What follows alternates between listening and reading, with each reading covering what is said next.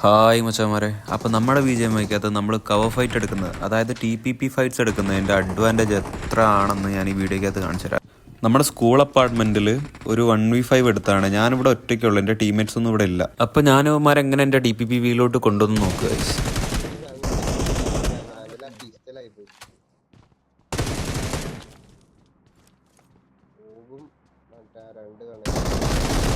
ഈ പ്ലെയർ നോക്കിയത് കണ്ടോ ഗൈസ്, ഞാൻ അവന് മേലോട്ട് കയറി എന്നുള്ള രീതിയിലുള്ള ഫേക്ക് മൂവ്മെൻറ്റ് കൊടുത്തപ്പോൾ അവൻ എൻ്റെ ആംഗിളിലോട്ട് വന്നു.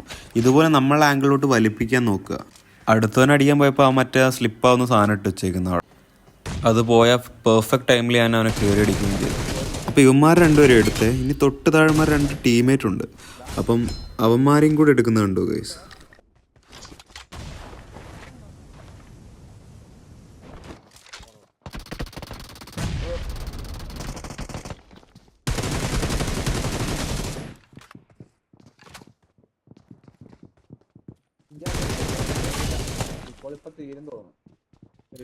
ഇവിടെ ഓൾറെഡി ഫൈറ്റ് നടന്നുകൊണ്ടിരിക്കുന്ന കാരണം ഞാൻ ഓവർ പുഷ് ചെയ്തില്ല. അപ്പോൾ നമ്മൾ കളിക്കുന്ന സമയത്ത് ഇതുപോലെ ഓവർ പുഷിങ് കൂടെ ചെയ്യാതിരിക്കുക. ലൈക്ക് നമുക്ക് ഇൻഫോ ഇല്ലാതെ നമ്മൾ പുഷ് ചെയ്ത് കഴിഞ്ഞാൽ നമ്മൾ എന്തായാലും അവിടെ പടാവാനുള്ള ചാൻസ് കൂടുതലാണ്.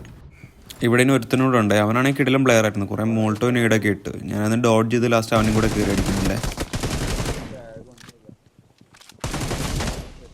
നമ്മളൊരു ഫൈറ്റ് എടുക്കുന്ന സമയത്ത് അത് 1v4 ആയിക്കോട്ടെ 1v1 ആയിക്കോട്ടെ, നമ്മൾ അതിനനുസരിച്ചുള്ള ഗെയിം സ്റ്റൈലും നമ്മളെ ഗെയിം സെൻസും അതിനകത്ത് ആഡ് ചെയ്തിട്ട് ആ ഫൈറ്റ് എടുക്കാൻ ശ്രമിക്കുക.